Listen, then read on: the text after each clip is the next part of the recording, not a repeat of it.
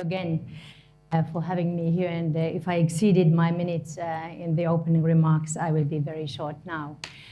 I just want to say that in Finland, we do believe that teachers will always be the core like elements in the teaching process.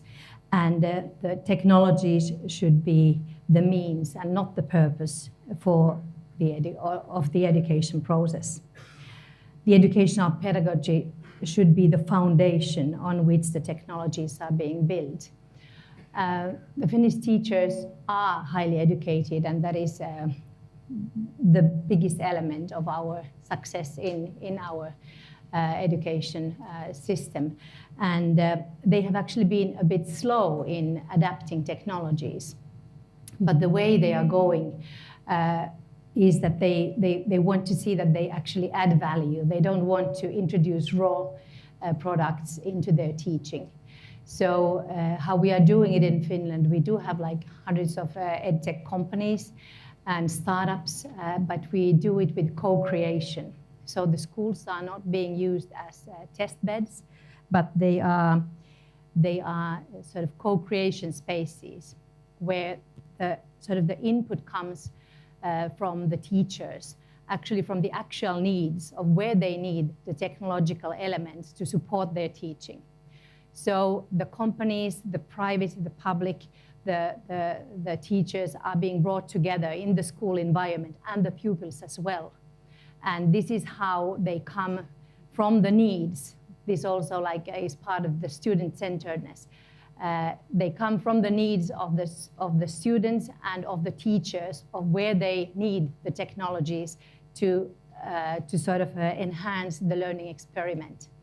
And this is being done in several cities in Finland and with some good results.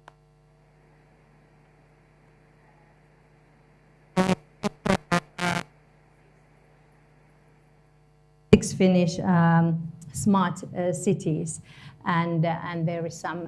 Well, I don't have the website here, but there are some experiences already of that. Okay. Yeah. So many of these companies or startups, they have had some viable product, and this has been taken into the classroom, and the impacts were measured in the learning process. And different kind of solutions from VR to AR to social emotional learning and work readiness applications for elder students have been applied. And some are apps, some require system integration to the education agencies. And also the future needs were mapped through the assessment of needs and to stimulate entrepreneurial solutions that don't exist yet, such as AR, VR for students and for the teacher. So maybe I'll continue while we are seated there, and we'll be happy to take questions. And I would also like to introduce our education and science counselor, Anna Korpi, who works on the education front in our embassy, and we can share the answering of the questions if there are too tricky questions for me to answer, because I'm just a generalist diplomat. But of course, education is something that I feel passionate about, and it is the #1 brand of Finland nowadays. So very happy to discuss with you further. Thank you.